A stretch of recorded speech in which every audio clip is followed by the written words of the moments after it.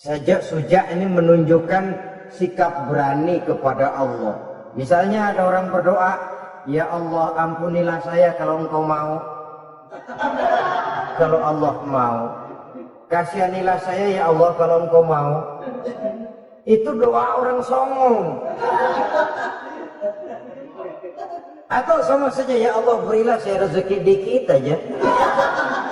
Emang kenapa pakai begitu? Allah yatakallaf saja fi doa. Yang keenam kata Imamul Ghazali, at-tadarru' wal khusyu'.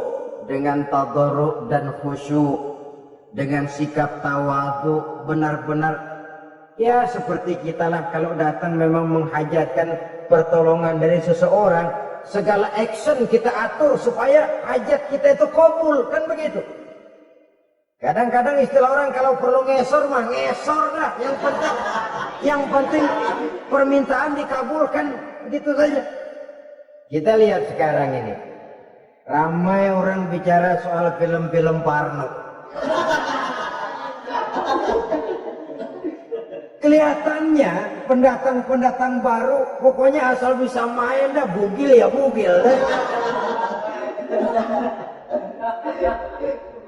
Yang penting nyohor, bisa tampil. Walaupun dalihnya semua sama, mula-mula cuma iseng. Adegan panas bagaimana? Kalau tuntutan skenario apa boleh buat? Apa boleh buat? Emang nggak bisa milih. Setelah film beredar baru saya juga jijik ngeliat, ya tadi kemana aku pikirnya? Udah jadi baru jijik, bikinnya merem memang itu.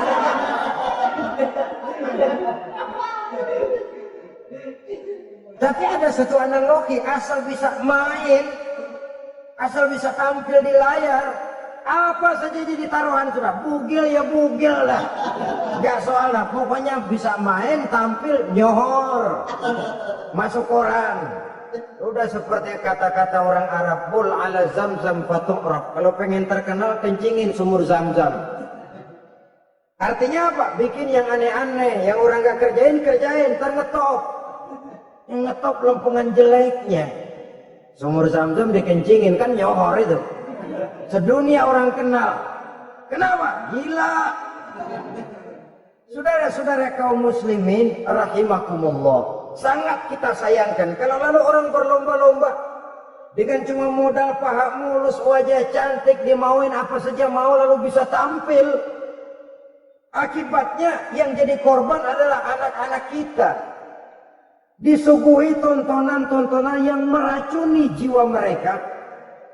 Walaupun akibatnya barangkali ya lain seperti band orkes dengan film, memang akibatnya tidak langsung ya. Kalau band orkes akibatnya langsung, dia bisa berantem di tempat lokasi. Film orang nonton tahu dia di tempat itu, bukan di tempat itu dia praktek, pulang jadi pikiran dia. Tadi serem ya, ntar kalau ada kesempatan kita praktek. Nah, ntar ngancemnya itu yang gak enak. Tapi yang saya analogkan dengan persoalan kita, tingkah pola artis apapun dilakukan asal bisa main. Nah itu tuh, asal dapat kesempatan acting.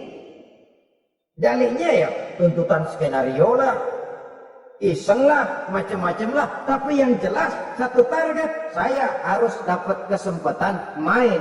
Untuk sampai ke situ, cara apa saja harus saya tempuh. Tidak peduli harus menginjak-injak norma dan budaya bangsa yang luhur. Tidak peduli harus bertentangan dengan kaidah agama.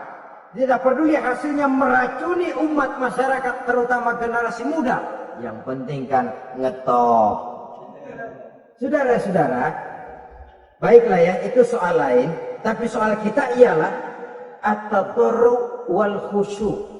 Bermohon kepada Allah dengan tadarru', khusyuk dan tawadhu. Seperti kalau kita mau bermohon kepada seseorang, kita merendahkan diri. Pak, saya memang orang gak mampu Pak. Utang saya udah selebar kampung Pak. Anak udah 16 seperempat. Apa saja kita meratap, menghibah, mengeluh, merintih, ujungnya kan yang penting gue pinjam duit dapat dah. Apa kayak diomongin, pokoknya pulang bawa duit, itu saja. Itu strategi manusiawi. Kalau ini kita adakan konteks, oh iya, kepada Allah lebih lagi kita tadarruk, khusyuk, tawadhu. Doa dengan tawadhu, sebab kita akan bermohon kepada yang serba maha. Menghadap ke arah kiblat, duduk bertafakur dengan khusyuk, tawadhu. Jangan doa sembari tolak pinggang.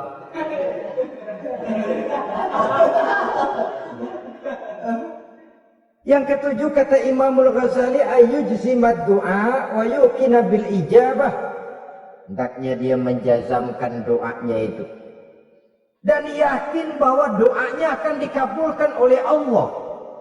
Sebab kata Nabi, innallaha la yaqbalu du'aan min qalbin ghafilin lahin. Allah subhanahu wa ta'ala tidak akan menerima doa dari hati yang lalai dan main-main. Doa ke orang ogah-ogahan.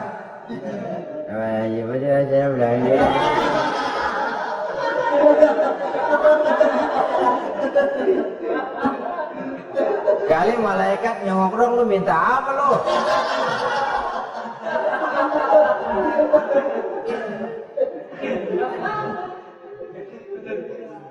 Seperti tadi itu, kita datang mau minjem duit sama orang, ngomongnya ogah-ogahan. Pinjam duit tadi dikasih syukur enggak, ya udah. Ya enggak dah, enggak dikasih udah. Kenapa? Mintanya begitu. Enggak serius dan enggak yakin bahwa doanya akan dikabulkan.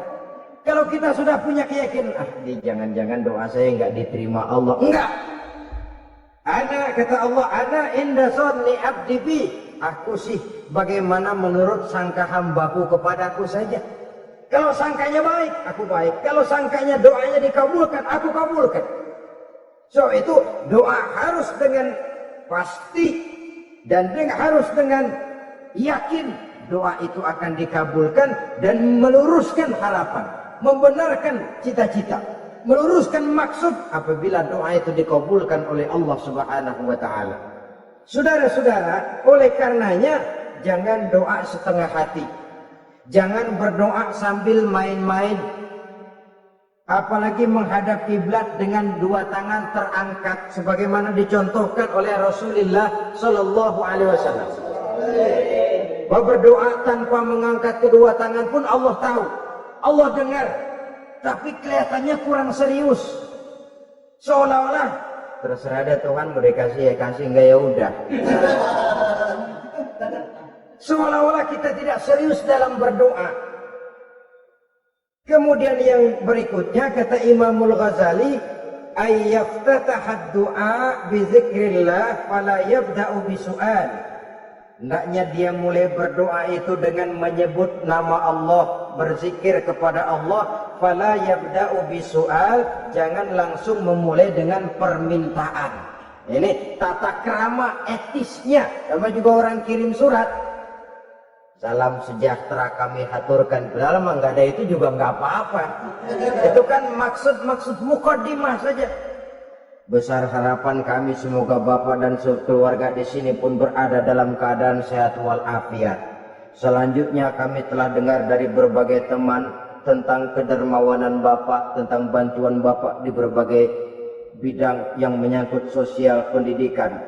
Sehubungan dengan itu maka kami bermaksud mengajukan permohonan. Baru masuk itu mah 15 kalimat keseluruhan urusan lain. Intinya sehubungan dengan itu kami bermaksud memohon kepada Bapak. Kita mulai, salam sejahtera kami haturkan, bersama ini pula kami, macam-macam lah. Sama juga seperti tadi itu, kita datang mau minjem duit, datang karena kita tahu datang habis bulan, malam terang bulan, udaranya sejuk, ngobrol lah kita, dapet teh, apa kabar Pak? Baik. Aduh Bapak sih untung dah Pak, kayak pemurah lagi. Saya tahu Bapak banyak nyumbang di mana-mana, diangon aja tuh orang di atas.